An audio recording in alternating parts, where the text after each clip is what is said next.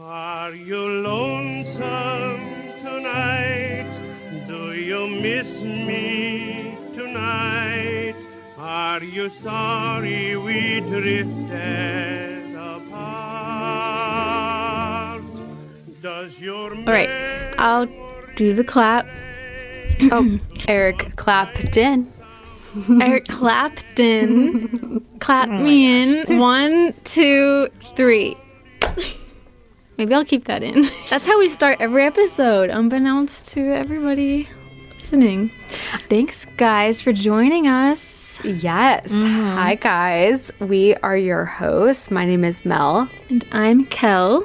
And I'm Caitlin, and welcome to Significant Lovers, a podcast where we dive deep into relationships from the past and today and see why they worked or why they didn't and what that means for us. Yes. Couldn't have put it better myself, Kate. And we are cousins. Yes. They are Crucial sisters. to know that. Yes, they are sisters, and I am their cousin. So today we are talking about 3 people A throuple? in a love triangle. Not a throuple. Although I was curious if there could have been something. 3 people in a love triangle, but also 3 people who did a lot of drugs in the 60s and 70s. And I was telling Charlie, my boyfriend, before recording this, that I feel like I can understand why musicians did a lot of cocaine, because I was feeling kind of tired before recording this. And I was saying, like, oh my God, how am I going to perform? You know, how am I going to do this? Yeah.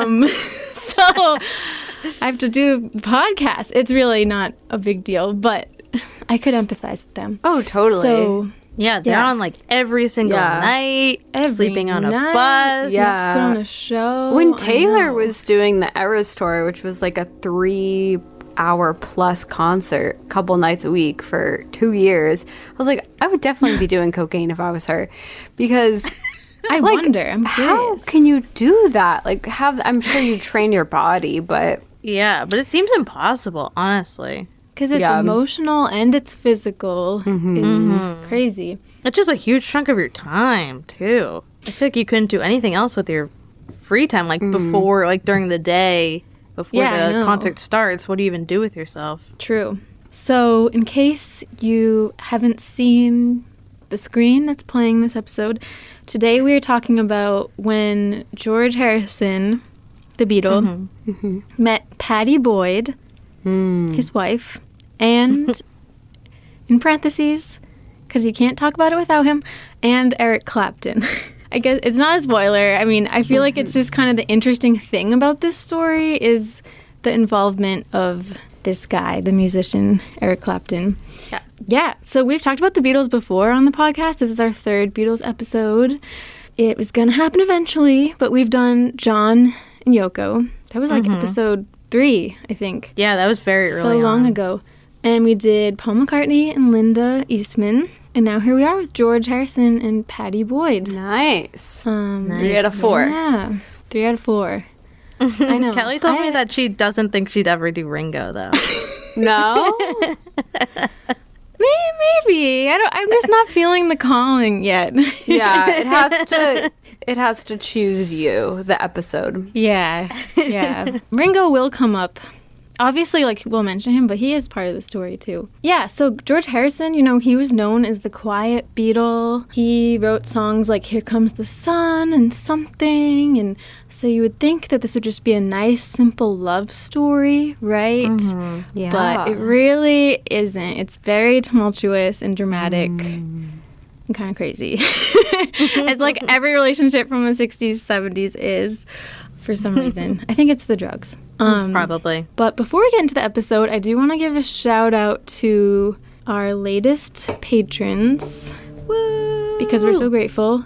So I just want to say thanks to Zachariah, Jocelyn, Michaela, Fabs, or Fabes, Rachel, Spill to Jill, I feel like we've seen you before, and Chloe. Thank you. Thanks, guys. Thank you. And I Thanks a do lot. have a little bit of trivia to kick off Oh. the episode for you Nice. guys. So this is our favorite segment which No longer don't- new. no longer new. We don't always do, but sometimes we do, where we reach back into the Hall of Flames for some trivia questions. And this is similar to one, really similar to one that one of you asked. Ooh. There's going to be overlap. Yeah. But my question is, and this is kind of subjective and it was kind of hard to discern, so I'm willing to like fight it out with you guys. But my question to you guys is, how many love triangles have we covered on the podcast? Ooh. Do we have to like guess the closest number or something? Yeah, what? Let's guess a number first. And this was Okay. tough because like I would be willing to remove some from the list, but I didn't think it was just cheating. It was like when there's a long ongoing Yes. affair, I guess, or even if it's like culturally perceived as a love triangle, like even if they Yeah. weren't together at the same time, like sometimes Yeah. people are just seen that way. This is kind of tough, but I do have a number, so I guess we'll see. If we're going by, like, let's say in the media being treated like a love triangle, I'm going to say like 5. I'm going to say 15. 5. Okay. Well, the number I came up with was 19. Wow. Should we name love triangles that we've Well, covered? First, I have a follow-up question you Okay. could get a point for. Do you think most people got back together with the first person, or they stuck with the second person? Stuck with the That's a second good person. question. Stuck with the second. Okay, you both got that right. Wow. So you Well, each I get said a it point. first, so I get the point. No, you both get a point. Yeah, so of the 19 that, and again, this number might go down. Like, you guys might tell me when I read them to you, like, you'll say that doesn't count or something. But of the 19, 7 of them went back to the first person. Wow. Wait, can we really? Can we guess some of them and get points for the ones that we guess? Yes. Because Okay. I have them shooting through my brain right now. Really? I I'm did on the not. edge of my seat. I want to say them. Okay. Let's do it. Miley Cyrus, Nick Jonas, and Selena Gomez. I didn't have that one. Oh my God. Kelly. I guess Kelly. it's 20. And Margaret, Elvis, and Priscilla. Yes. Oh, yes. Brad, Angelina, and Jen. Yes. Joshua Bassett, Sabrina, and Olivia. Yes. Ooh, Richard Burton, Elizabeth Taylor, and Richard. the other guy. Oh, Okay, fine. I'll give it to you. Eddie Fisher. yes. Nobody remembers him. Eddie A whole Fisher, episode about him. Debbie, and Elizabeth Taylor. Eddie Fisher. Did you count like Tom Brady, Giselle, and Bridget Moynihan?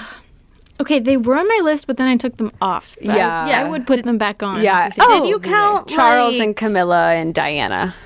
good. Yes. Sam Taylor and Aaron Johnson and like her husband and stuff? We don't know his name, No. so I feel like that. Okay. Did you count like Harry Styles, Olivia Wilde, and Jason I did. Sudeikis? Okay. Ooh, what about like Drake and Rihanna and Chris Brown? Yep, I had that. John Lennon, Yoko Ono, and May Pang. Yes. There's so many. Jesus Christ. I know. Too many. Why are all these couples cheating and being in love I triangles? know. Oh my god. What about like Gypsy Miranda Bros? Lambert, Blake Shelton, and his wife or her husband. I don't remember what. the Okay, I cheating didn't have was. Blake Shelton, but I did have Gypsy Rose, Ryan, and Ken. Yes. Okay. Okay. Are those the? Is that the end of it? Definitely a love triangle. Totally. She went back to. to the Ken. first Yeah, guy. because wasn't Ken her ex? Yeah. Yeah. Are there any more? How We don't many have like left? Zac Efron and Vanessa Hudgens and Ashley Tisdale, right? I don't know. Yeah. Are there any more? Okay, I'll read them. If you guys think it's not right, I can take it off the list. Okay. I'm open to that because this was tough. Okay, so I also had John Lennon and his wife Cynthia and Yoko Ono. Yes. Yeah, okay. that counts. Yeah. Because he was that going makes back and sense. forth for a very long time. Yeah.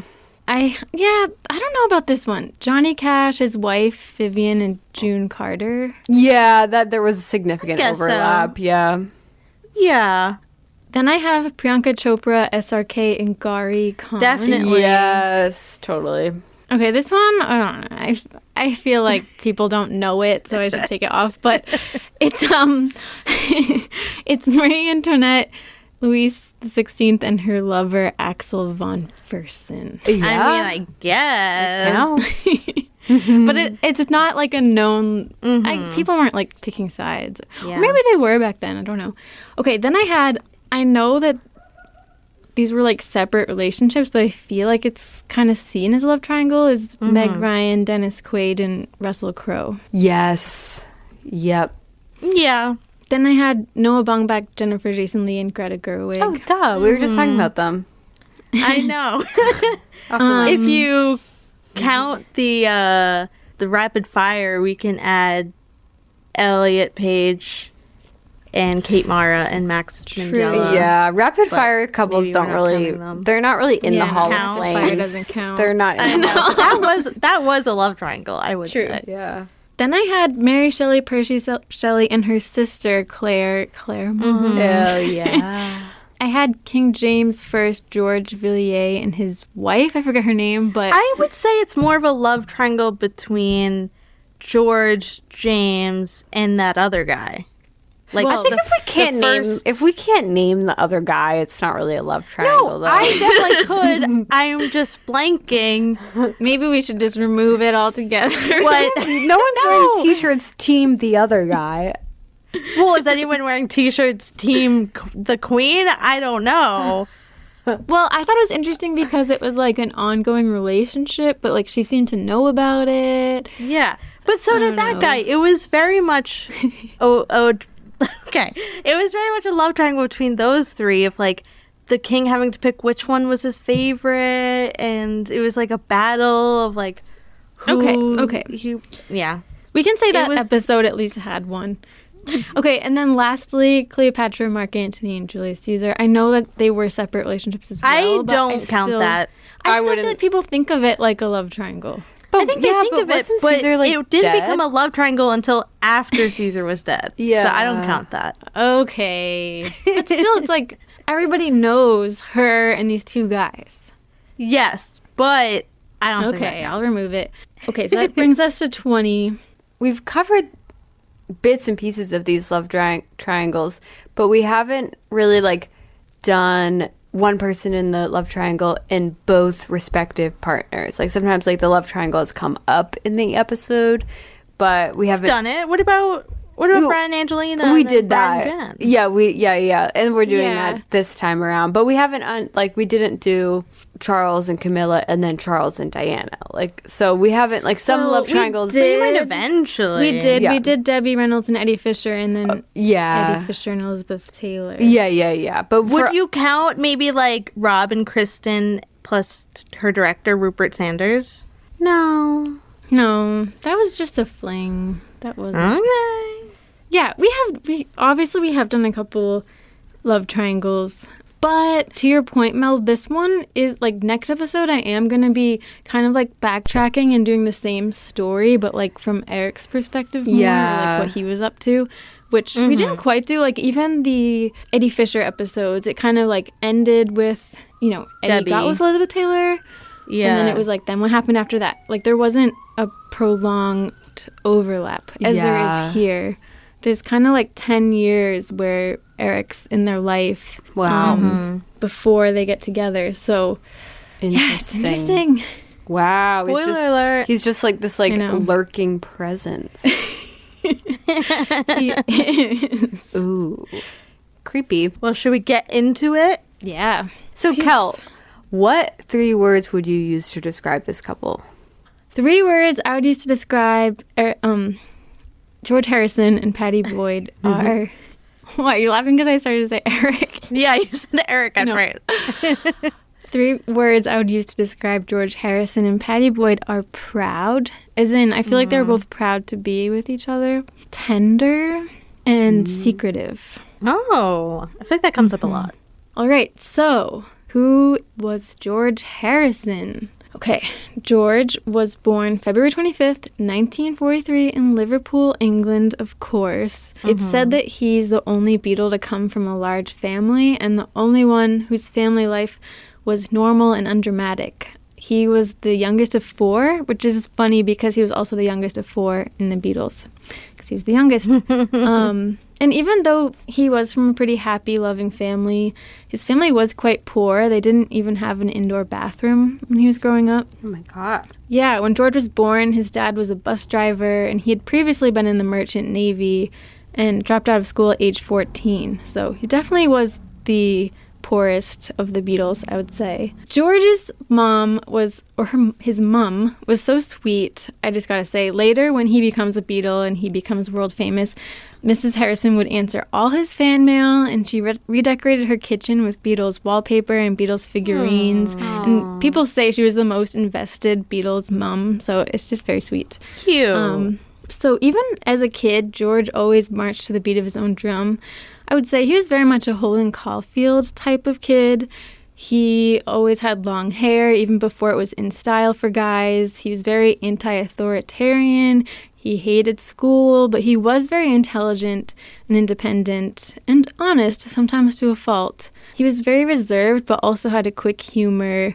And he's an interesting guy because he's seen as being very sweet and quiet, but he also would be very touchy and temperamental. And one of the books I read for this, called George Harrison, The Reluctant Beatle by Philip Norman. I was reading it on the road trip, if you guys remember. He described George as paradoxically becoming more uptight and moody after he learned to meditate, which I thought was kind of funny. Yeah, I feel like that happens to people in a way because they become Maybe because I think they're like better than everyone else. Yeah, or they just become type A about doing the things that they feel they have to do in order to be zen. Like, oh, I have to do my meditation today. You know what I mean? Like, they're very like strict and regimented, actually.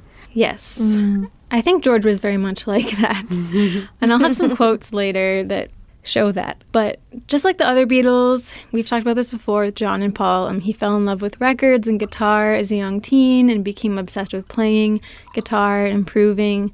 George met Paul McCartney first on the school bus, and they learned that they both play guitar, so they bonded over that and started hanging out. George was a grade below Paul. And Paul was already in a band called the Quarrymen, which was led by an older kid named John Lennon. And so George heard about this. The Quarrymen needed a guitarist at some point, but George was 3 grades below John Lennon. And I think John felt like it was kind of lame to hang out with somebody that young. So he was hesitant to bring George on, but then George was so good at guitar that he made the band. So he's in the Quarrymen, which eventually becomes the Beatles. At what age? He was like 15 or something. I don't have the exact age, but But like around then. yeah, they were playing together. They were doing shows in Liverpool, but then he ended school. I think he ended school at like 16 or so, which sounds really young, but I think it was kind of normal back then. Yeah. I read that only like 3% of kids in England at the time went to university after school. So he was trying to find a job, and he started working as an apprentice electrician, but then the band started to really take off, and they did change their name to, first they were the Silver Beatles and then the Beatles, and at the time the band was actually Paul, John, George, their drummer was Pete Best, and then this guy Stu Sutcliffe was the bassist. So they had a different lineup. And I've talked about this before, but eventually they went to Hamburg, Germany for 2 years, where they played in nightclubs every night, and they were building a fan base there, and they lived like in the club downstairs or something. It was really weird. But George was only 17 years old during this time in Germany, which is crazy. He was so young. He wasn't even old enough to go to the clubs that they were playing at. Wow. Just living this like rock star life, but very like underground, like they weren't famous yet. And actually John Lennon, Paul McCartney, and Pete Best were all there when George lost his virginity. Because like they all shared a room. They all shared a room in bunk beds, and they were just there. So they didn't give him the space. No. That's awkward. I know. What the hell? Yeah. Just go to the club or something, or stand outside. I don't know. I know. Oh, and I guess George was always seen as like the little brother. Like he was the only one that was still a virgin, and they would tease him about that kind of thing. So those are kind of like the roles that they had. Jumping ahead, they start to get more popular. Stu leaves the band. Pete Best is kind of kicked out and replaced by Ringo. They get a record deal, they start touring, TV appearances, they go to America, Beatlemania, it's getting crazy, it's out of control. It's the Beatles as we know them today. And so I'm really jumping ahead, but the Beatles signed on to create a film playing themselves called Hard Day's Night. And the filming began in March 1964. And on the first day of the film, the Beatles were all doing a scene on a train with two schoolgirls. And one of the girls was played by a pretty young blonde girl with mod style. She had one line, and her name was Pattie Boyd. Oh. Nice. I didn't realize they were so young. Yeah, they were. Because he was like 19. Mm-hmm. Yeah. But who's Pattie Boyd? Hang on, I need to take a sip. Getting too excited. Oh my gosh, you always do that. Pattie Boyd, just to introduce her, Pattie Boyd's been called like the ultimate rock and roll muse. And I know muse has kind of a negative connotation these days. But back in the 60s, it was, yeah, I would say so. That, you know, in a feminist way, that women should be more than just inspiration. Yeah, that makes sense. Men to write songs or whatever. But she is pretty legendary. She has so many songs written about her, and I will get to that later. But she has been described as quirkily gorgeous with a gap in her front teeth, large blue eyes, blonde hair. She was definitely an it girl of the swingin' 60s London. She was a model, but she was actually quite shy and insecure. And I have to say, in all my research, I never came across anyone saying anything bad about Pattie. It seems like she was lovely to all. So, nice. Yeah. Pattie was born Patricia Ann Boyd, and I just gotta say, our aunt's named Pattie, so yeah, it's kind of sweet to be saying that name. And it's all like names in our family, like George as well. Yeah. So it sounds familiar. Different relation to George. Yeah. Uncle by marriage. But anyway, Patricia Ann Boyd was born March 17th, 1944 in Somerset, England, and she was the oldest of 4 kids in, I would say, a very wealthy family. Her father was in the Royal Air Force, so the Boyds were actually relocated to Nairobi, Kenya from 1948 to 1953. And Kenya was still under British rule at the time, and kind of reminds me of Jekka, Prince William's love. Yes. Oh, yeah, wasn't she in Kenya? Yeah. White girl living in Africa. I don't know if she just spent summers there, but yeah, she... Yeah. Seems like she lived there. I feel like William would spend summers there. To be with her. Yeah, William would spend summers there, and she'd be there, but I don't know if she was there full time or if she also was just doing it that time of year. Wasn't she like an environmentalist? She was, yeah, like a teenage environmentalist. Well, Pattie was just there because her parents moved there.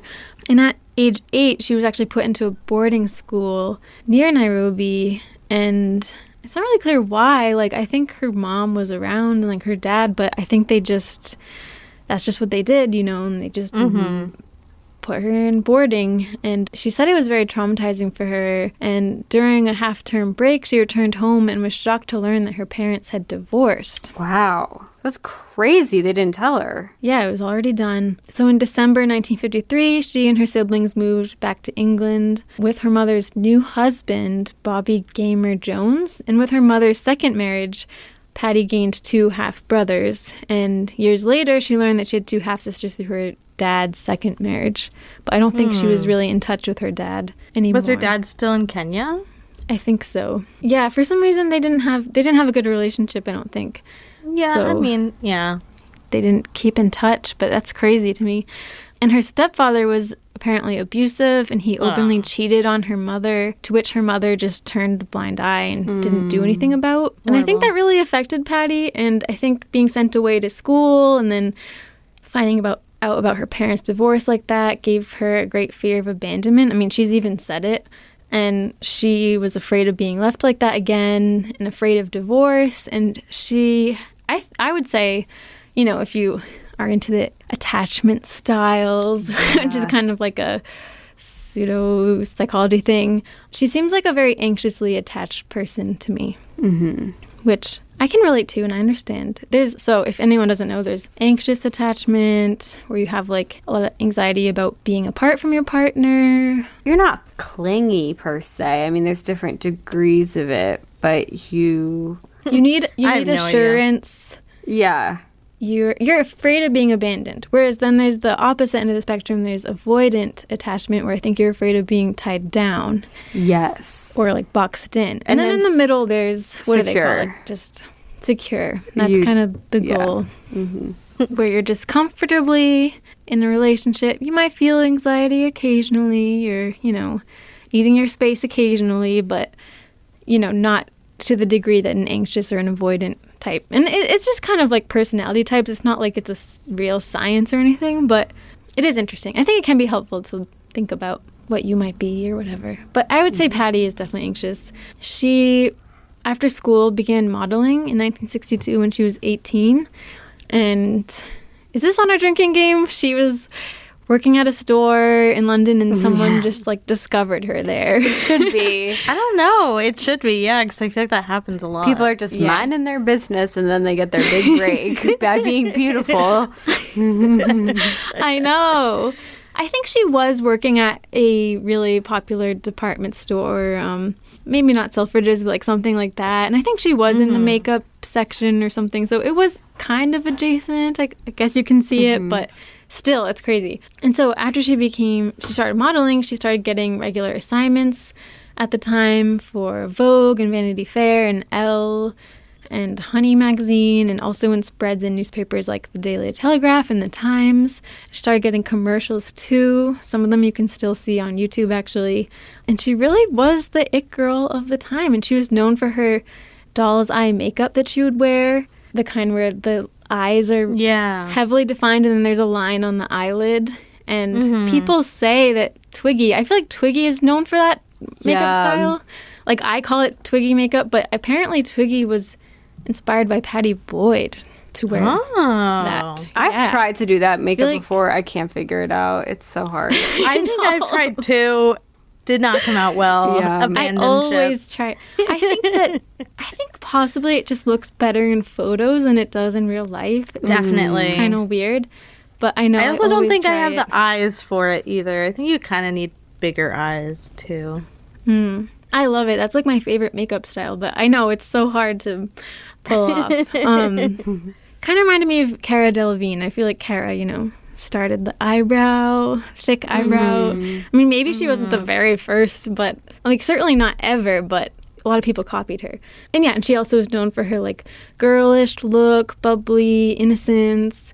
And the 60s really was a time of youth, like not trying to look like a mature, glamorous woman. It was like trying to look like a teenager forever. Like that was kind of the start of it. And I feel like Pattie Boyd had that look. It was very influential. And was very quirky too. She did have gap teeth and kind of reminds me of Zooey Deschanel in a way. Quirky. Tweed. Her tweed. Yes. What do they call it? Yes, very tweed. Very tweed. So where our story starts, Pattie did have a boyfriend. His name was Eric Swain, a photographer. Oh, that's Eric interesting. Clapton. I know. Another Eric. Yeah, what the heck? And she had done a commercial, and through that commercial, she knew a director. And he got her an audition for a project, and I think it had a fake name. You know how they do that. Yeah. She didn't really know that what she was auditioning for was the Beatles' Hard Day's Night movie. And she got the part and was going to have one line. And apparently she was kind of freaking out and was like, I don't even know how to act. What the heck? And her agent or whoever said, you just have one line. Like, can't you do that? And she said, sure. So she went. She was really nervous. What's her one line? Her one line, I'll actually show you guys. I have a clip of it. So the scene that she was in the movie, she's playing like a schoolgirl on a train. And the Beatles talked to these girls. And when they were filming it, they were basically on the train all day long, apparently. Like they rode out one way and then back. I think it was like 6 hours. So, and they were just stuck on this train. Like they shot it on a real train. In between shooting, they were just hanging out together and talking. And at lunchtime, like Pattie and George ended up sitting next to each other. And he seemed drawn to her. And Pattie has a memoir called Wonderful Tonight, and in it she wrote, "On first impressions, John seemed more cynical and brash than the others, Ringo the most endearing, Paul was cute, and George, with his velvet brown eyes and dark chestnut hair, was the best-looking man I'd ever seen." Aww. And at the break for lunch, I found myself sitting next to him, whether by accident or design, I have never been sure. We were both shy and spoke hardly a word to each other, but being close to him was electrifying. And then she said, "I could feel George looking at me, and I was a bit embarrassed. Ringo seemed the nicest and easiest to talk to, and so did Paul. But I was terrified of John. I asked for all their autographs except for John. I was too scared. When I asked George for his, I said, could he sign it for my 2 sisters as well? He signed his name and put 2 kisses for them, but under mine he put 7 kisses. I thought he must like me a little. He came into our carriage later and talked to us. Then he called me out into the corridor on my own." So they step out into the corridor by themselves. And apparently he said in some fashion, like, "Will you marry me?" I know. And she laughed it off. I mean, it was like a joke, but and said no. Yeah, that's why I'm like, I don't even know how he said this. But and then he said, "What? Well, then will you go out with me tonight?" And she told him, "No, I have a boyfriend, but you could join us." And George was like, "No, I don't want that." So, okay, she turned around or walked away, and then she was kicking herself, realizing that she didn't even like her boyfriend that much. And she didn't think that she would see George ever again. But then she was asked to come back to shoot another scene, thank God, and she was in the presence of George Harrison again.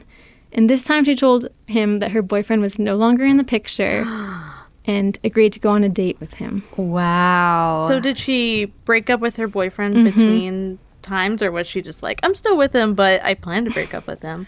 I'm not too sure, but there was a story about like her talking to her friends and her friends saying like, you don't even like him. And I'm not sure if she broke up with him or if she was just planning on it, but she did break up with him. Yeah, that's when a relationship is holding you back, is when you're like, I'm still with the guy, but like I'd rather say yes to someone else. Yeah. Sucks for the guy, but good thing that she, I guess, broke up with him and then went after John, I suppose. She was young too, so... Yeah, counts. Whatever. It was probably just, like, not that serious anyway. So I do have a clip, it's really short, but of Pattie in Hard Day's Night, and I guess we'll play it. Hey, look at the talent. Let's give him a pull. Should I? Aye, but don't rush none of your 5-bar gate jumps and over sort of stuff. What's that supposed to mean? I don't know. I thought it just sounded distinguished, like... George Harrison, the Scars of Distinction. Excuse me, madam. Excuse me, but these young men I'm sitting with wondered if 2 of us could come over and join you. I'd actually myself, only I'm shy. I'm sorry, miss. You mustn't fraternize with meat prisoners. Prisoners? Convict in transit. That's it. That's it? Oh my gosh. I'm shy. Oh my gosh, one of the first top comments is, what most Americans hear? Gibberish, gibberish, gibberish. Excuse me, madam, can my friends join you? Gibberish, gibberish, gibberish. I'm shy. Gibberish, gibberish. It's true. Someone said, why did Pattie thick act more? accent. That prisoner was just perfectly executed. Paul is so cute. He really like got into it. Sometimes I forget how old the Beatles are, because I do love them. But I was watching this and I'm like, this is such a movie from the 50s. And I'm like, wait, they are from the 50s. I don't know. It was like... Well, this is from the 60s, but yeah, you could say they're from the 50s. Like they were like... kids in the 50s. They are I don't know. The way they were acting was reminding me of like Mary Poppins or something with Dick Van Dyke. And I was like, oh my God, they really are old. Oh but also in a strange way, it was like, oh, guys, don't hate me. It was reminding me of One Direction. You know, not that they're like a boy band, but they're a band of men, boys, young, you know, like 19-year-olds here. It's kind of funny how like ageless fandom can be in that sense of like, I could totally picture myself being a teenage girl, like eating this up and watching it over and over again. Yeah. I think, I mean, the difference is that they played instruments and you know, wrote their own songs, but they were very much in kind of the pop machine they were doing these movies, playing themselves and all these promotional things, and they had fan magazines and all that stuff, and their fan base was, a majority of their fan base was teenage girls. So it is pretty similar to One Direction. Maybe One Direction will gain more appreciation in the future. I don't know. Everybody does. Everybody gains more appreciation. But the Beatles are interesting because they did change a lot. Like, I mean, they stopped touring. They started writing just much more musically complex songs. So I feel like that's why they have, like, a different reputation. But they definitely were, in the beginning, much more poppy. Yeah, I mean, like, I Want to Hold Your Hand, like, those kind of songs. Very different. I always thought it was funny, Dad seems to prefer old Beatles, like the early Beatles, to later Beatles. Yeah. I mean, I kind of do too, in a way. I mean, I like the older Beatles too, but I kind of do like the poppy, doo-woppy type 50s sound. I don't know. Yeah. But I do like a lot of people do. The newer Beatles, I suppose, if you can I call like it both. That. The later. I think their later albums are more interesting to listen to on repeat, but that's a whole other conversation. So yeah. Well, Pattie looked really cute in that clip. She's very cute. Yeah, because she said yes to go on a date with him, and then their first date was actually planned by and accompanied by the Beatles manager Brian Epstein. Why? Which is strange, but Brian Epstein did everything for the Beatles. He was like their dad, even though he was only like a couple of years older than them. And I feel like they got so used to that. Like, oh yeah, Brian will plan it, whatever. Was he like also kind of acting as a security guard for them too? Maybe. I don't know. I heard that he brought them to like a kind of exclusive club, like dinners, club place. Like, I don't know. I feel like this happens a lot. Not to spoil, but a couple I'm researching right now and like working on the script for, they will constantly just go on one-on-one dates with like their assistant also there. Wow. Yeah. So maybe it's just normal for celebrities to just have like someone else there for some reason. I don't know. Yeah, I mean, maybe you're right. Maybe I know that Brian always wanted to make sure the press weren't finding them or like crowds weren't forming, that kind of thing. So he probably just wanted to be there to make sure everything went okay. It is strange though. And yeah, they're dating. It took off really quickly. It feels like a Cinderella story or something, because like the next week she took a private plane with George and John Lennon and Cynthia Lennon to Ireland for Easter, and there was paparazzi and like the crowds were swarming them. Happened kind of fast, and for the rest of the year Pattie and George would try to see each other secretly without being seen. But people did learn about the relationship, and Pattie started getting tons of nasty letters from fans telling her to stay away from George and that they were really his girlfriend. Aww. That's scary. They have her address. I know. It is scary. Yeah, I feel like back then it was kind of scary. Like, they didn't have security cameras everywhere and stuff like that. Yeah. I mean, because people can now, they do the same, but they just send nasty DMs. And you can just kind of block that out. But if you're constantly getting, like, multiple letters sent to your house. Yeah. And you don't know if you should open it or not. Like, yeah. You can't tell. It's a nice letter, yeah. So you want to read like, oh, a nice fan mail, blah, blah, blah. So you open it and it's like, kill yourself. I don't know. Yeah. And it was really getting to George. It's only 1964, but he was already becoming really numb to all the screaming fans and even resenting it. And he was already sort of over becoming a Beatle. Yeah. Believe it or not. Sad. Because this is still like early Beatles days. Only a few months into dating, Pattie moved into George's home, which was called Kinfauns in Esher. He had bought this huge like country estate that had a name, so you know it's fancy. And Pattie said, my mother knew, but she never mentioned it. You know, back then, kind of scandalous to live together, not married, but nobody really talked about it. I mean, you're rock stars. Yeah. Here I just reflected about them as a couple, and I wrote that I think that they're both sort of quiet, introspective people, sweet and cute together. Both seemed very smitten and like proud to be dating each other, because Pattie was the ultimate cool girl at the time and very beautiful, and George was a Beatle and immensely talented and cute. And they both liked reading and meditation and spirituality and yoga, things like that. Pattie actually was into meditation before George. Many people don't know that. It's kind of known as his thing. So I feel like they were both on each other's wavelength. so to speak. All right, now it's Christmas 1964, and George meets another important character that would change his life, a guy named Eric Clapton. Eric Clapton! Dun, dun, dun! Oh my gosh! I know. They met for the first time at the Beatles' Christmas show. Eric's band, the band that he was in, the Yardbirds, was opening for the Beatles, and George and Eric bonded backstage over playing guitar because they were both, I would say, the lead guitarists, or they were into playing solos and things like that. Eric was known for being an amazing blues guitarist. In fact, there was graffiti in London at the time that everybody talked about that said, Clapton is God. Oh my gosh. He was really known as being, like, his only rival was Jimi Hendrix. Like, he was known as being, like, the best guitarist. Wow. Eric and George really bonded over their love of music, and I think they looked up to each other. I mean, Eric was probably a better guitarist than George, but George had more success than Eric, and so they, admired each other. And Eric started hanging out at George's house a lot, playing guitar, but also doing acid and probably other drugs. And they started making music together and working on each other's projects. And they considered each other best friends eventually. About a year later, December again, 1965, George said to Pattie one day, let's get married, just kind of casually. And she agreed. And then he said, okay, I'll go speak to Brian. So he talked to his manager, and he was like, yeah, this seems like a good time. Like, how about next month? What? Not very romantic.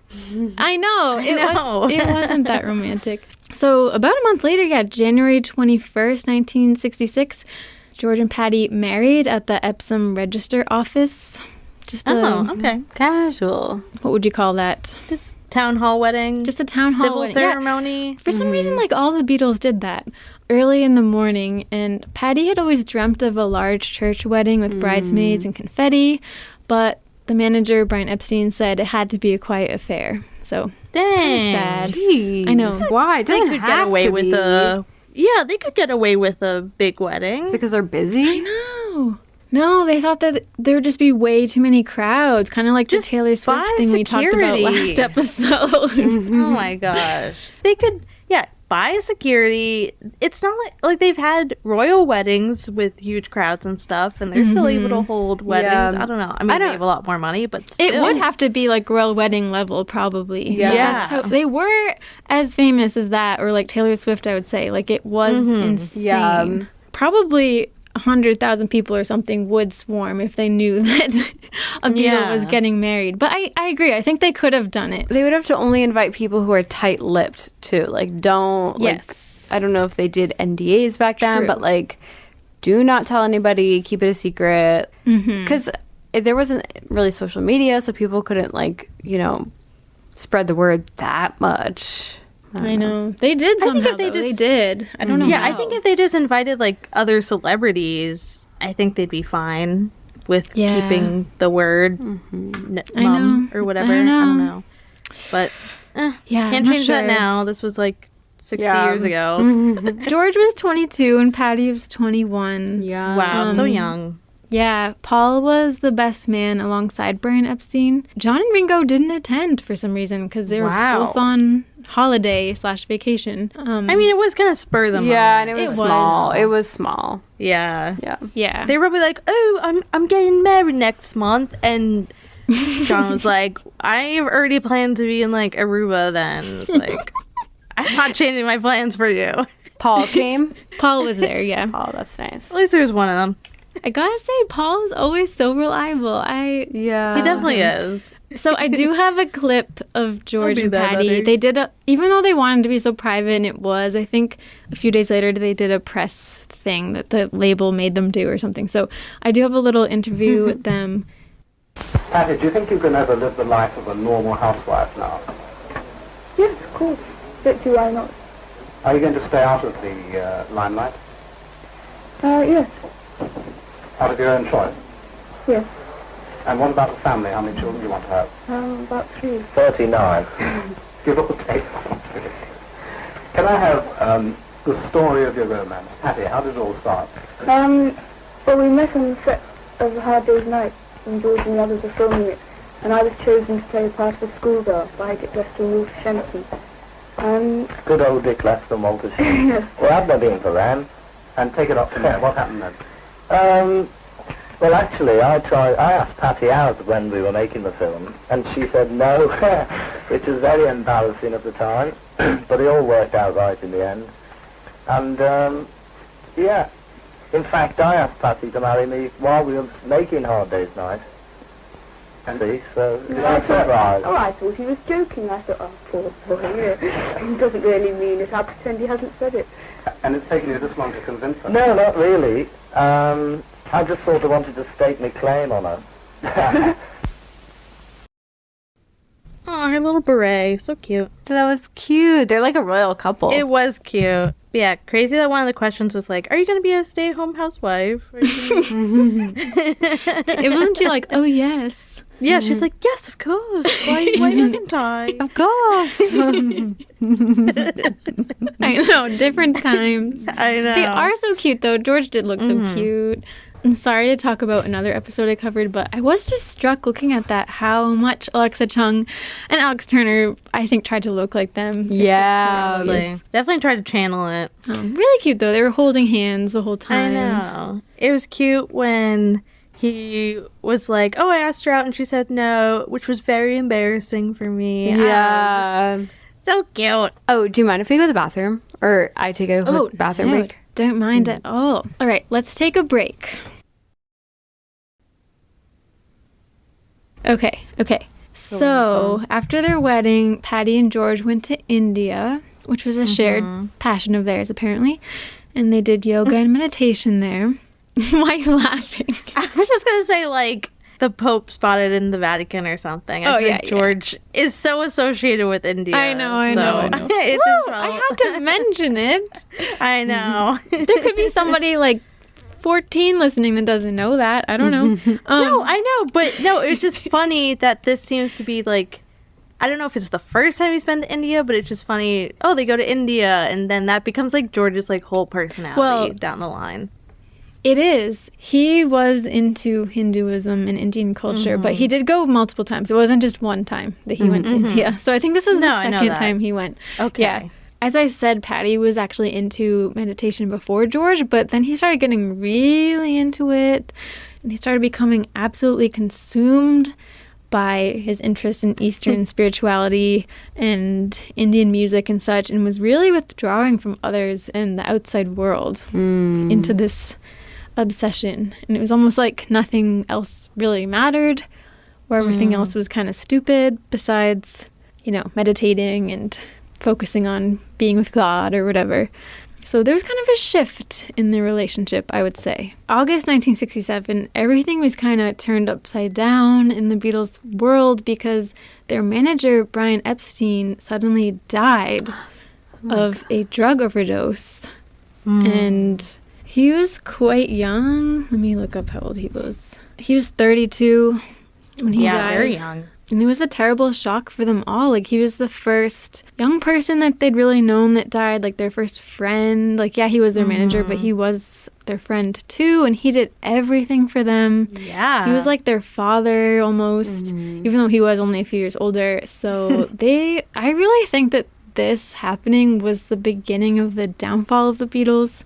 And it did lead to like a clash over power, which we've talked in the other Beatles episodes about, like Paul kind of taking over and then resentment starting and, all that kind of stuff. But to cope with it, then all the Beatles went to India together, obviously George's idea, on a retreat, and Pattie went too. And a lot happened on that. I mean, we talked about that in the John Lennon one, but I will just skip over that for now. But you should just know that they went to India and they did a lot of meditating and trying to heal and things like that. Then they came back. Reminds me. I know we talked about this before, but it's only now that I'm like, oh, this reminds me of the Darjeeling Limited or something. Yeah. Can you remind me? Did their father die Their or something? dad died. And so to reconnect, they went to India. I should rewatch that. That's one of my favorite Wes Anderson movies. Yeah. BT Dubs. I love that one. Cares. And especially now like Adrian Brody just won. So yeah. Should revisit it. But I wonder Won the if Oscar, they were inspired potentially maybe by the Beatles.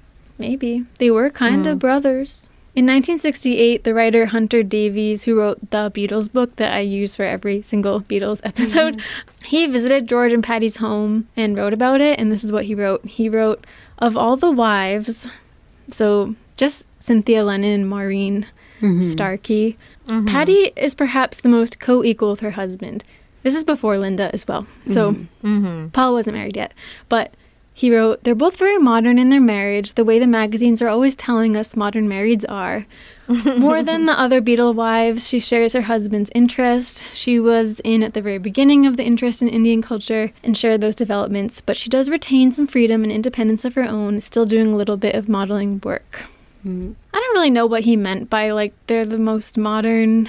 Maybe she didn't make dinner or something. I don't know. Like, I don't know what She he doesn't means have by kids that. at this point, right? No. Yeah. So maybe also that. I don't know. She didn't make dinner. Indian music and religion was George's top focus in life right now, and the Beatles were not really his priority anymore. Although Pattie still described the four lads as being really close and said that if one experiences something, the others have to know about it, even just a mood. They have to all rush off and tell each other about it. They have crazes. When a craze hits the rest of them, the whole house has to be overturned until George gets what they've got, but it keeps them all happy. I know. Sweet. I thought that was cute. That is. It's sweet that they were all so close. Yeah. I know. And it's like not the same. I mean, obviously, because two of them are no longer with us, but it's sad that in the later years, they weren't like that anymore. I know. I feel like they just didn't have time to, like, resolve everything. Yeah. But I will say, I mean, I didn't even include this in my notes because it's not so much about the Beatles, but they did have a falling out, but I do think that they all, like, were on good terms and were friends by the time, like, John and George died. So. Yeah. But not the same. I know. But George had another friend too, remember? Eric Clapton. Oh, is he about to come into the story? He's coming back in. He's coming back in the story. In early 1968, Eric Clapton actually played on the track While My Guitar Gently Weeps, which is George Harrison's song. And it's pretty remarkable because usually nobody else plays on Beatles tracks besides the Beatles. It's kind of crazy that George asked him to be on it and play guitar, so it just shows like how good of friends they were that he brought him into the band like that. Later in 1968, George wrote the song Something About Pattie, which people say, Frank Sinatra says, one of the most beautiful love songs of all time. And he told her it was about her, so it's certifiably about her. And the opening lyric was actually taken from the title of Something in the Way She Moves, a track by James Taylor, another significant lover. Yeah. Oh, yeah. So you guys probably know, but the lyrics are, something in the way she moves attracts me like no other lover. Something in the way she woos me. I don't want to leave her now. You know I believe in how. Okay, I gotta stop for a second. How? When I was thought it was hell. younger, me too. I thought it was hell too. I always thought the lyric was, I don't want to leave her now. You know I believe in hell. I thought I'm today years old learning that is not the lyric. Yeah. Yeah, Maybe it's so their accent. really he's saying, yeah, it's the accent. Usually he's actually saying like, you know I believe and how, like, and how I believe. It's like it's a weird phrasing, but people do say that sometimes. Like, I don't believe it. yeah, no, it's real. When people sing covers of it, do they say hell, though? Like in the movie Across the Universe, do they say... I swear. No, I think it's I and swear how. in Across It's the Universe how. they say hell. I swear. Well, it's, you gotta believe me because it does change the meaning. Because when I was younger, I asked Charlie about this even too. Like, I guess by younger, I mean like a couple of years ago. I was like, I don't get these lyrics. Like, why is he saying that? Because I thought by saying, I don't want to leave her now, you know I believe in hell, I thought he was saying like he was leaving her for good. Like he was going with somebody else or something. And I'm like, he sounds so in love with her, so why is he leaving her? But I think he's not really. I think it's like he doesn't want to leave her to go to work or like tonight. Like it's not like a final leaving. And he I is just saying, you thought, know I like- believe and how. I still don't get the and how part, but It's well, it's kind of like a British phrasing that we don't really yeah, I was use. like, what? But I don't know how to leave her. no, it's you know I believe and like and how you know I believe and how I believe basically is what he's saying. Oh, okay, yeah. I'm gotcha. not getting it. No, I believe don't in know. how. Yeah. I just thought it was like, little I don't want to redundant, leave but- her. Like, if I left her, I would go to hell because it's such a bad act. Like, I would never leave her because That's what I thought too. it's a hell action to leave Or like her. I life don't know. would be hell without her. Yeah, true. I will keep singing hell every time. Because like I still don't get. I know. the I and like how hell part. better. I think. Yeah, Yeah. that is crazy. I swear I didn't know that until this second. Me too. Cool. Glad I could teach you guys something. You know I believe in hell. You know, it That's how I've always been continues singing it. somewhere in her smile. She knows that I don't need no other lover. Something in her style that shows me I don't want to leave her now. You know, I believe and how. And then you're asking me, will my love grow? I don't know. I don't Yeah.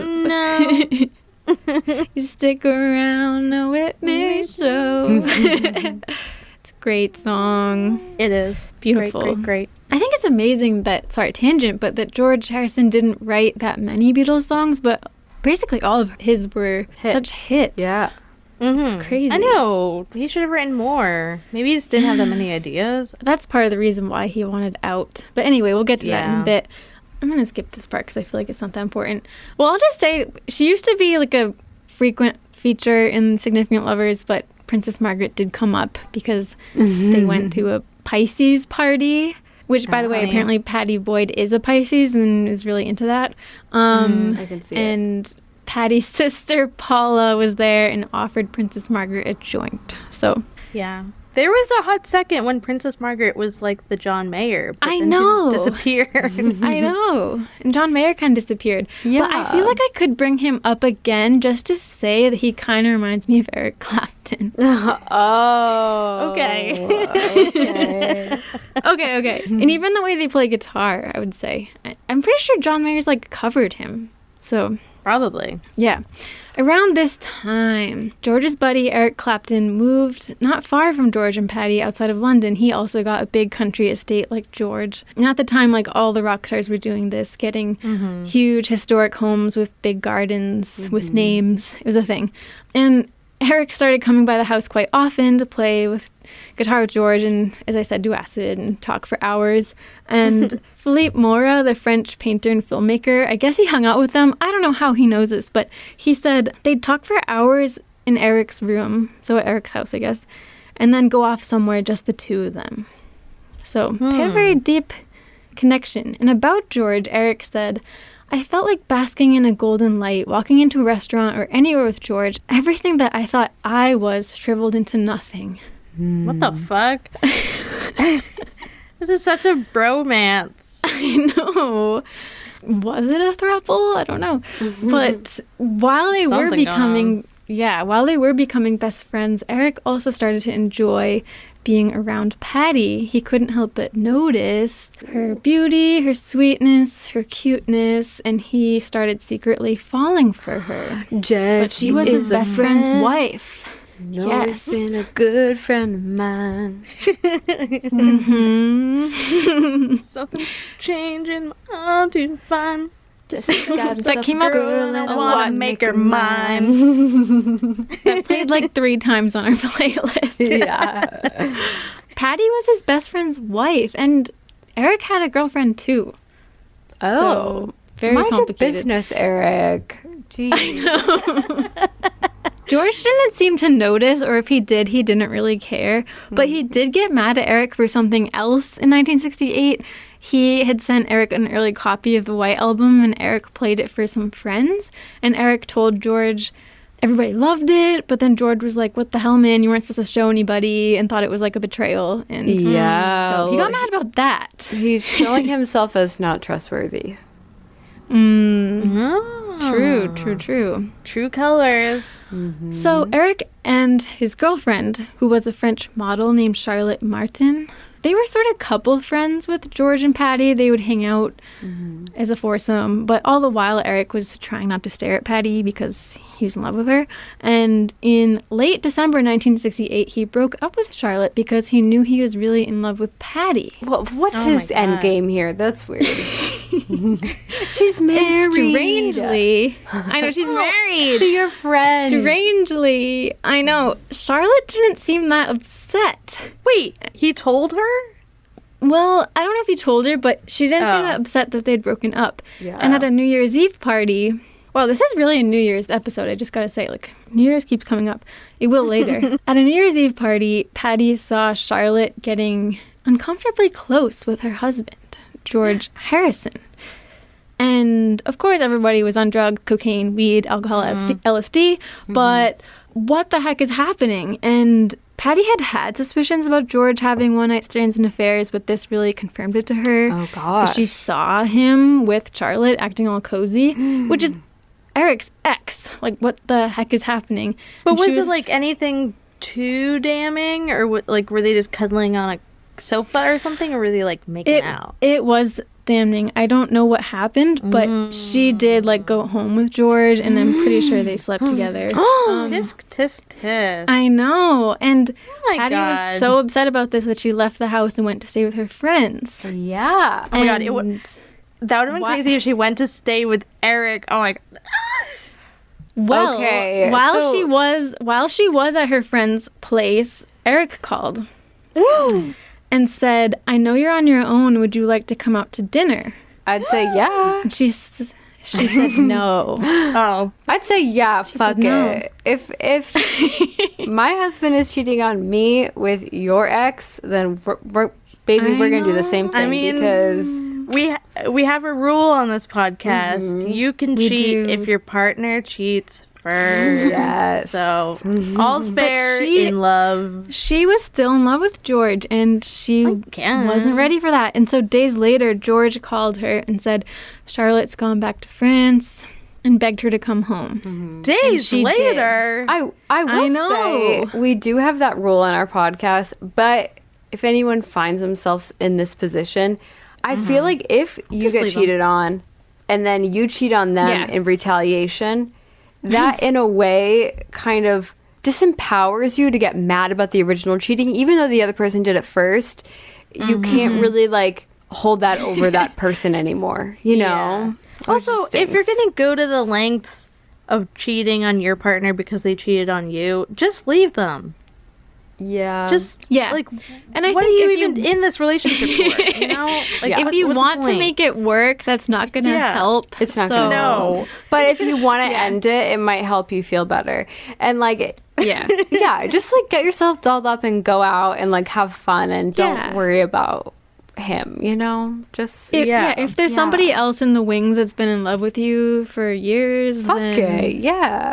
yeah. But she didn't, and she went back to George and forgave him.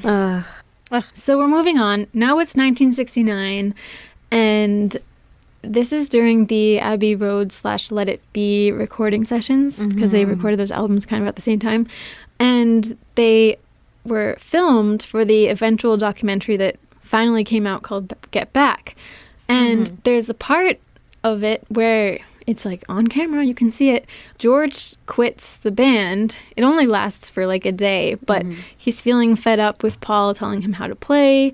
And he also just wanted to play his own music, and he felt like it was a waste of time. So one morning, George doesn't show up in the studio, and John Lennon is heard saying, "Let's get Eric in. He's just as good and not such a headache." I was thinking that. I was honestly wondering. Sorry, not to get ahead of it, but I was thinking to myself when Eric, like, when you were like, "Oh, Eric's a much better, like, guitar player," I was like, did George ever wonder or get scared that they could replace him with Eric?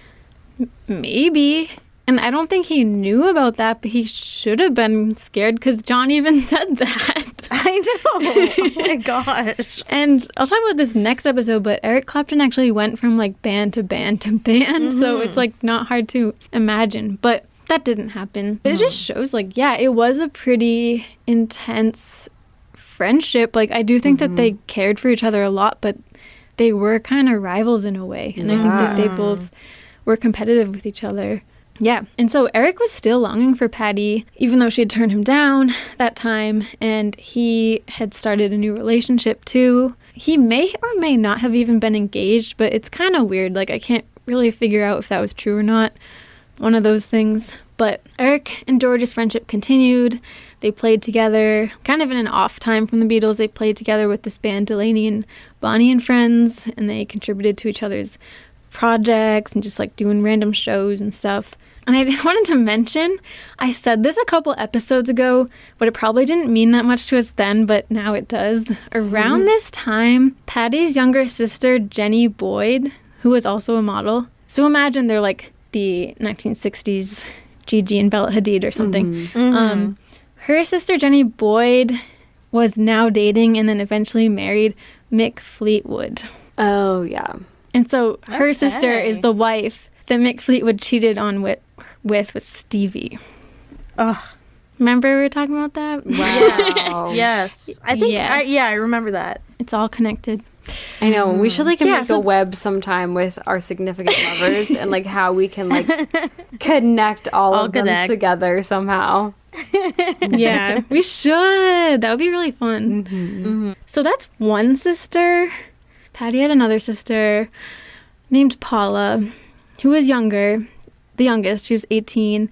And George started showing an interest in Paula. Oh my God. George. I didn't know he was such a dog. This is... I know. I love George, and I didn't know this about him.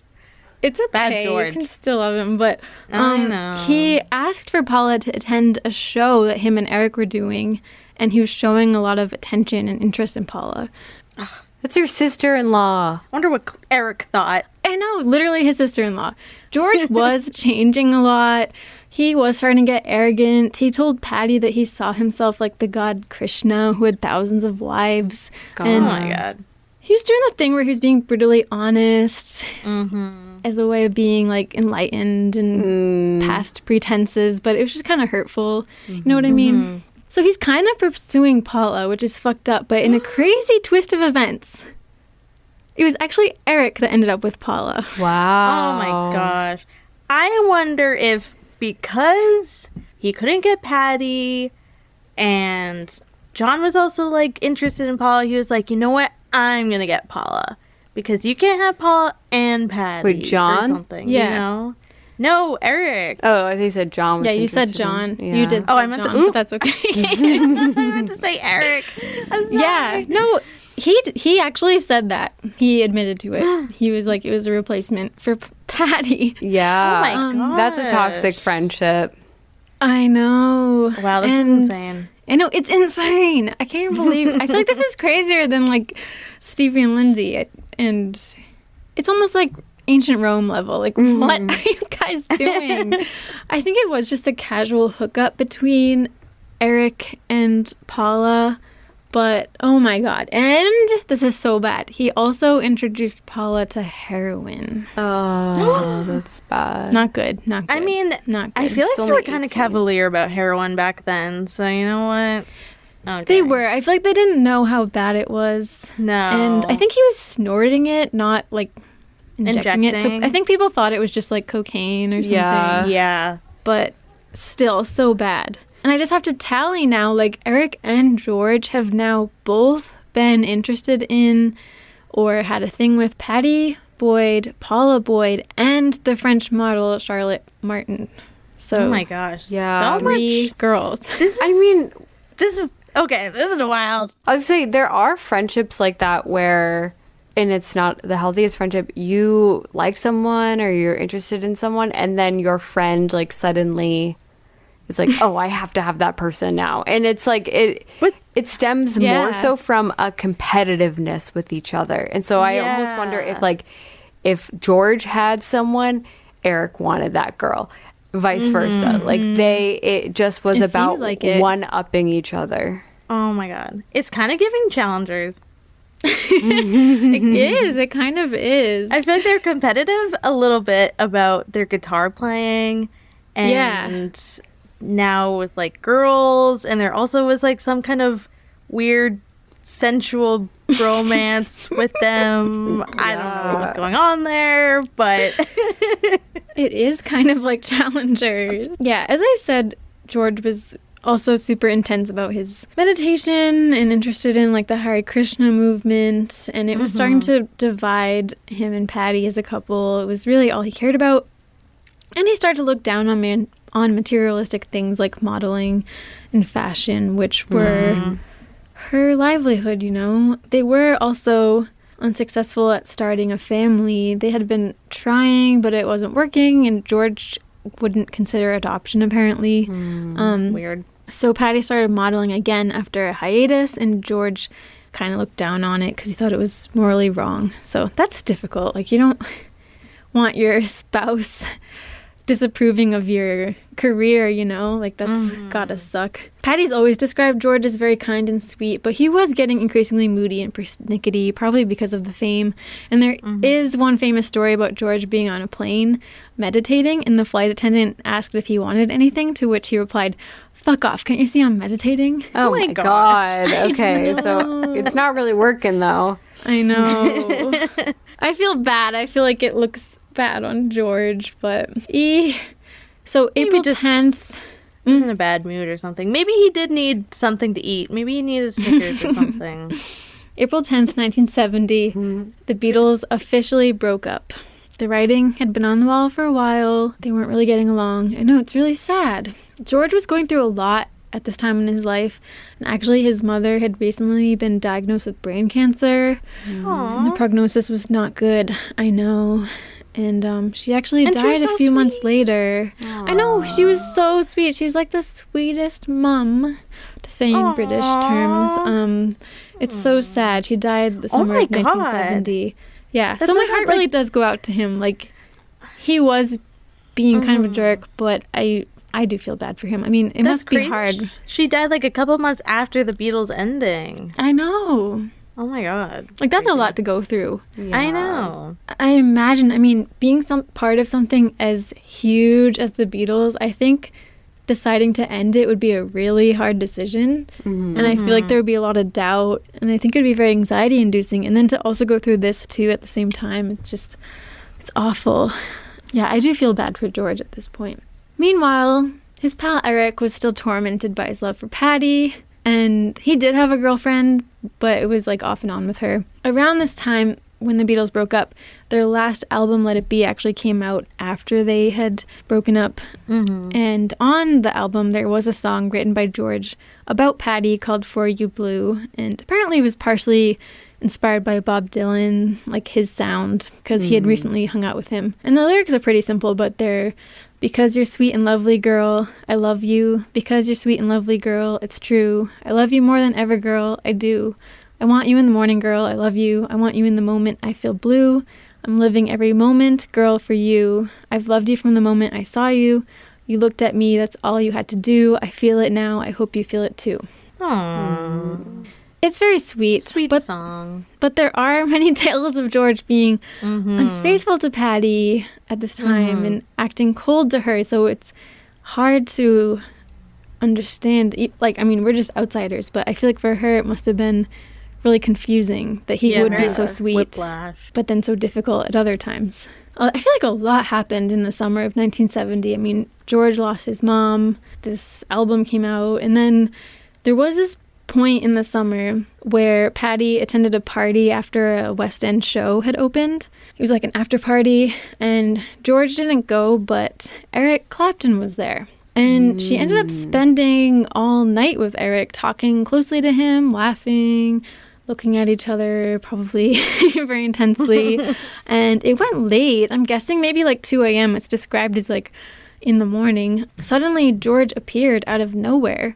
Like, he hadn't been at the party, but then suddenly he was there walking up and spotted them alone in the garden and said, "What's going on here?" And Eric just said it. He said, "I have to tell you, man, I'm in love with your wife."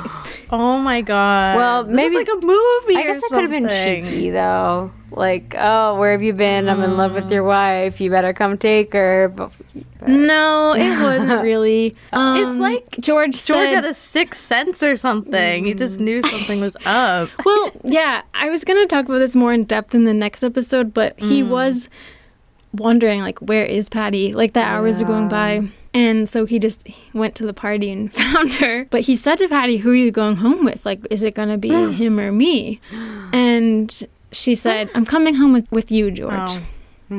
So she went with George, and Eric was devastated. And we'll talk more about his side of things next time. Yeah. But he, pretty soon after that, took off. He had a new band called Derek and the Dominoes, and he went down to Miami with them, and they created an album called Layla and Other Assorted Love Songs, which were all entirely about Pattie. Like, the whole album is about her. And when Eric got back to England from recording this album, he wrote to her in October 1970, and it was a love letter, I'm going to read it next time, asking her if she still loved her husband. And I'll get more into it, but he was laying out all his feelings, and he had signed the letter E and addressed it to L, which confused Pattie. She hadn't known the letter was from him. She didn't know what L meant, and she didn't reply. Like love? And then he called, and I'm guessing was like, hey, did you get my letter? And she was like, what letter? And it apparently ended in, like, a lot of embarrassment, and nothing moved forward, you know. And Pattie was really shocked by Eric's letter, but probably kind of flattered too, because George was still acting pretty distant and kind of cold towards her. That November 1970, George released his first solo album post-Beatles, All Things Must Pass, which was hugely successful. It's considered by many to be the best solo Beatles record. It is amazing. I mean, like, My Sweet Lord is on it. It's a great album. He has some great music. Yeah, he does. That same month, Eric released, with his band Derek and the Dominoes, Layla and Other Assorted Love Songs, all about Pattie, the whole album, as I said. And Wait, again? Well, no, like, he had recorded it, but now it came out okay, the now same it's month released. as All Things Okay. Must Pass. Okay. Yeah. And he asked to see Pattie, invited her to his flat in London. He played the album for her, and it won her over. Wow. They ended up sleeping together. Yes. But Wait, I have a still, question. she went back home to George. Oh my god. Are George and Eric still friends by They this are still point? friends, yeah. Wow. Oh my gosh. I can imagine I don't blame her they though. sleep together. She's moved. She's like, oh my god, I didn't know, like, you really felt this way for me. I mean, I know he wrote the letter and stuff, but a whole album, and she's sitting on the couch and he's looking at her, and then they just, like, do it, and then then cut to, it's like in the middle of the night or something, and she gets up from bed and she looks at him sleeping, and she's like, what have I done? So she, like, picks up her clothes and changes, and she's holding her heels or whatever, and she looks back and he's still sleeping, and then she leaves, and then she goes back to where George is. Oh my god. I don't blame Yeah. her though. Like, I feel like George has put her through the ringer, and this is someone who's, like, I know. really making her feel special and seen and beautiful. And I feel like she's feeling neglected by George. So I know, right? No, what I would do the same what has George thing. done? One song on, like, every album. Meanwhile, Eric is here composing a whole album of love songs. And we're gonna listen to the song next time, and it's pretty hot, actually. But Eric wrote her another letter, which, by the way, we can read these letters and they're out there because Pattie Boyd in the future, like nowadays, put them up for auction. wow. Oh my god. So it's just out there. I know, it's crazy. I guess she needed cash, but I know, Yeah. but you're gonna sell this personal memento from I know. Eric? Kind of sad. I know. I wonder how much they know. sold She for. really doesn't give a fuck. She must have needed that money. Maybe she took a photocopy. Still. I know. It makes Anyway. sense if she, like, auctioned it off to, like, a museum or something, but just some Yeah. random person. Wow. Maybe it will end up in a museum someday. That's what happens a lot of the time. Yeah, it does happen a lot. But so he wrote her another letter asking how she felt, and I'm going to read the whole thing next time, but he said, if you want me, take me, I am yours, ... But still she stuck by George. George knew that Eric was in love with Pattie because Eric had told him, but they still continued to be friends. It's almost like he just shrugged it off. It's the strangest thing. Like, he still asked Eric to be part of his concert for Bangladesh, which was in 1971.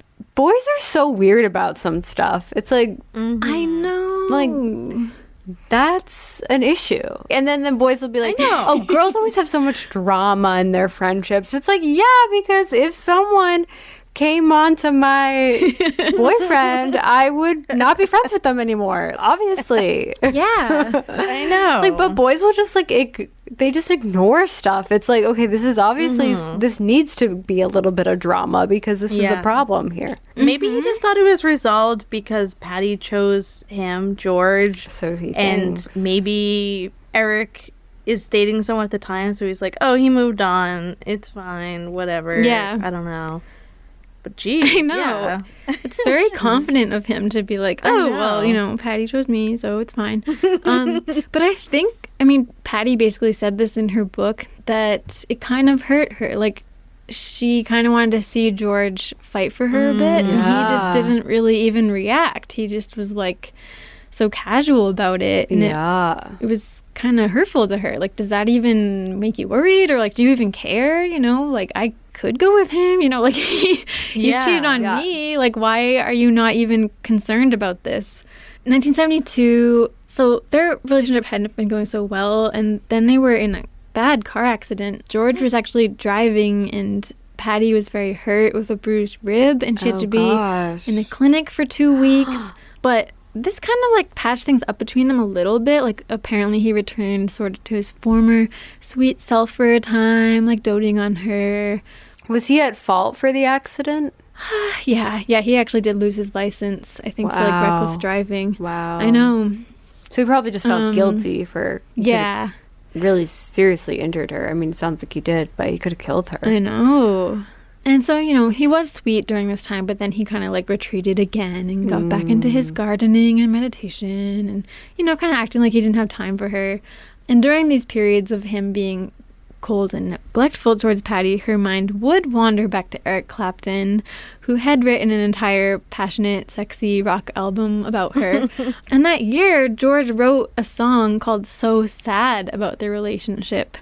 Just about how sad it was. But it didn't seem like he did much to try to change it. Because that August, he told Pattie he was driving all the way to France and Portugal, saving the front seat for Krishna. So she wasn't coming with him.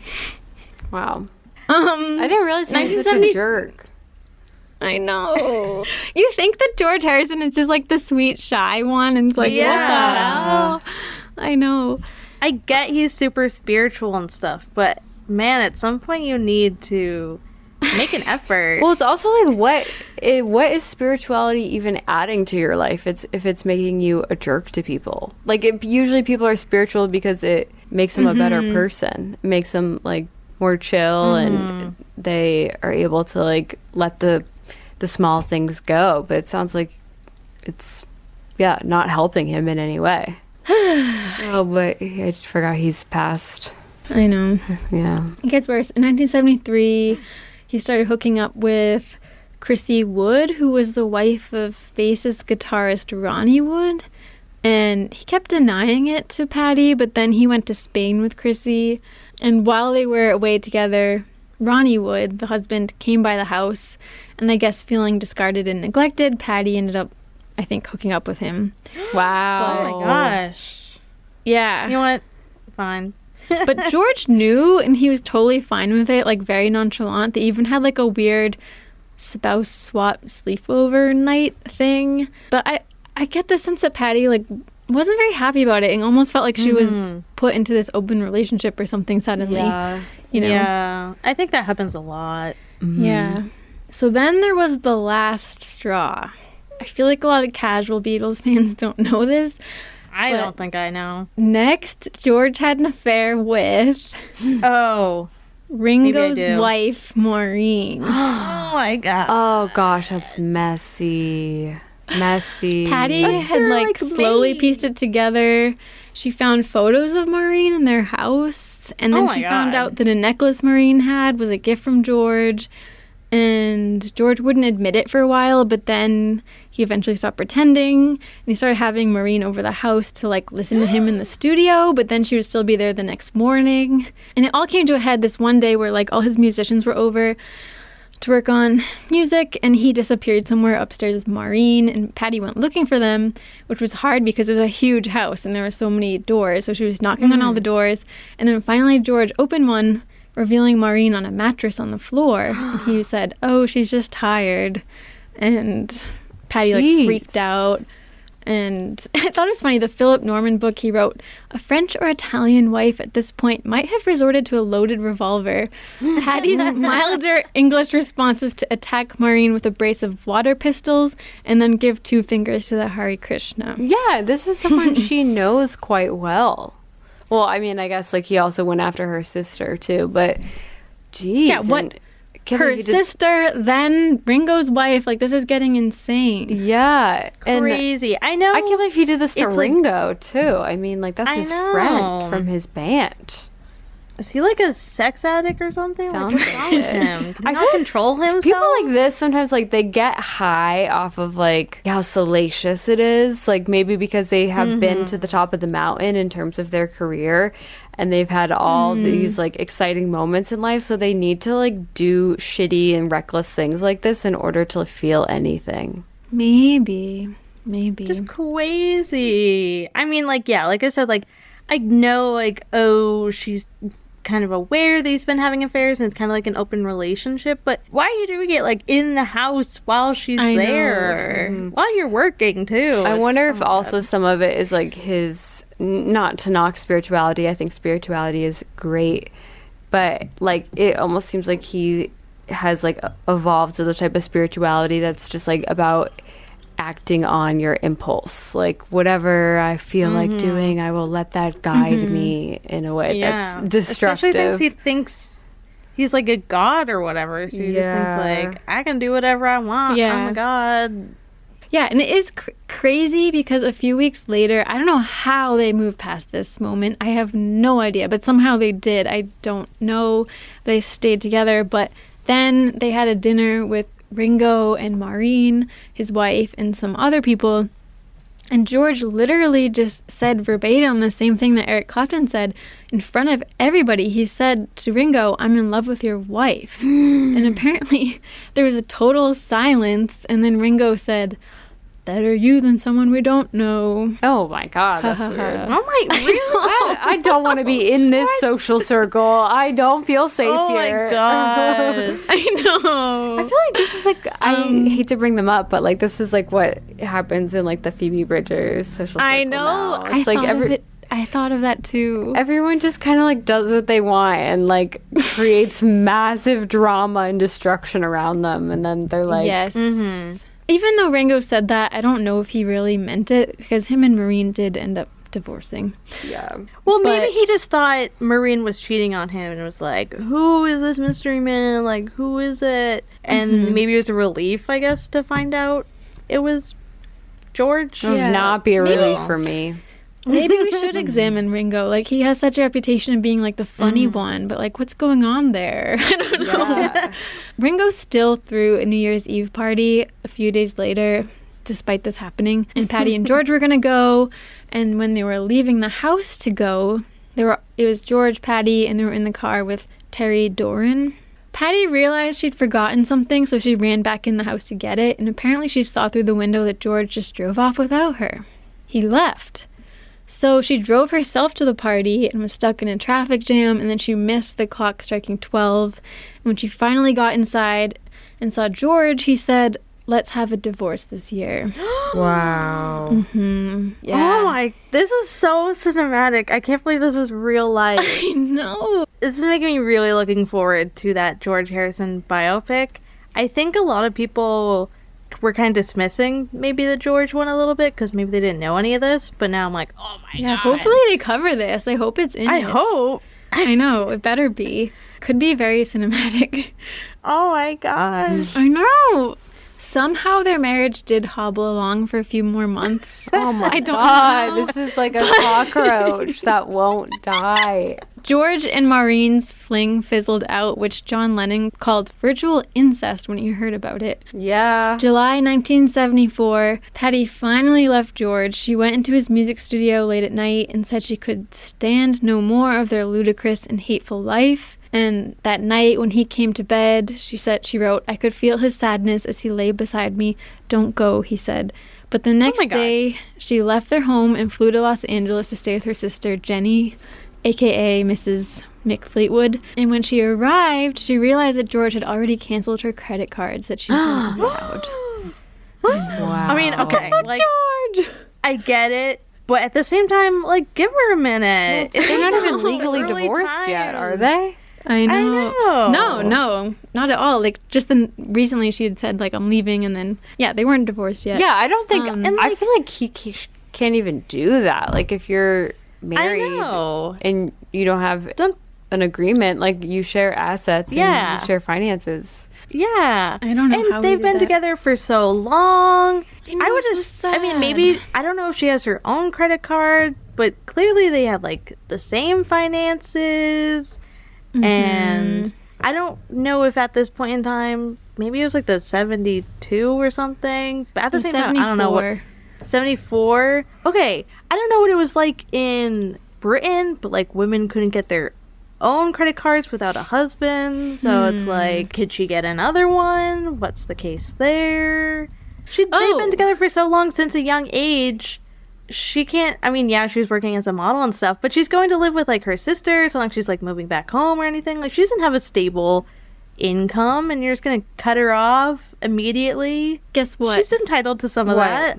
Women weren't allowed to open their own or get their own credit card until that year, 1974, in the UK. Wow. Yeah, so maybe this was also before then in that year. So who knows? So, yeah, she must have been heartbroken. She was in Los Angeles with her sister, probably crying, nursing her wounds, thinking, what's next? But guess who else was in America at the time? Eric? Eric Clapton. With his new band. He had recently kicked his heroin addiction, apparently. Okay. Guess who's doing better? He somehow heard the word that Pattie and George had broken up. He probably been waiting for this every single day. Probably. For like the past 10 years. And he somehow got the number for Jenny Boyd / Fleetwood and called, asked for Pattie, and asked if she would meet him in Boston. Wow. His next stop on his tour, and Pattie said yes. Yeah, nothing holding her back now. So that is the end of the episode. Wow. I'm on the edge of my seat. I want to see... I know. I want to see Eric Clapton's perspective now. I know. Also, I know we don't know Eric's side of the story, so who knows if Eric's that great either. But I'm on Team Eric at this point. Me too, but I have a feeling I will change my mind. Yeah, he could be just as bad of a cheater. I mean, how good could he be if he's been pining after his friend's wife all these years? Yeah, he could also be not that good. Yeah. But from what we know, Team Eric. Yeah, usually we end the episode saying, like, you know, what happened to people for the rest of their life. But I will touch on that next episode, like what happened to George. Wow. So, yeah, and the next episode is crazy. There is going to be a love potion spoiler. Whoa. At some point. It's very off the rails. But yeah, that's half of Pattie, George, and Eric. So thank you for listening. Oh my wow. god. Thank you, Kelly, for... I know. Wild ride. I didn't know anything about this, so that was... Me neither. Really exciting. I feel like they really do need to make a movie about this. Well, they are. Yeah. Well, I know. Well, I hope it's in it. I hope it's not just like... I know. George, I don't know. Yeah. Just as a Beatle or something. Yeah. Who's playing him? Apparently it's supposedly Joseph Quinn, but we don't know No. Oh, yeah. if that's right or not. Or, like, if it's confirmed. Who's playing Pattie Boyd? Most of it's all just kind of rumors. I don't think they've gone that far. I think they've only cast the main actors, and that's what they've done. I wonder if Eric Clapton's in it. He better He better will. be. He better be. He's such a big part that I would assume he would. That depends if they really go in depth into each lives, which I assume they will because they're doing one movie for each Beatle, but maybe it'll be like a complete unknown type of thing where it's like only during these set years or something. So it'll be like before the Beatles break up or something. Like maybe it's only during the time when the Beatles are together. Who knows? It is sad to remember like how cute him and Pattie seemed at the beginning. Ugh. I don't know what to say about that other than it's heartbreaking. But happens. Why? Time and time again on this show. It starts out so cute and then... I know. You're like, oh. Yeah, well, I'm excited for the next part. Me too. Yeah. All right. I guess that's it. I guess how to close this out. Get back together next week. We'll get back together next week. Is your heart filled with pain? Shall I come back again? Tell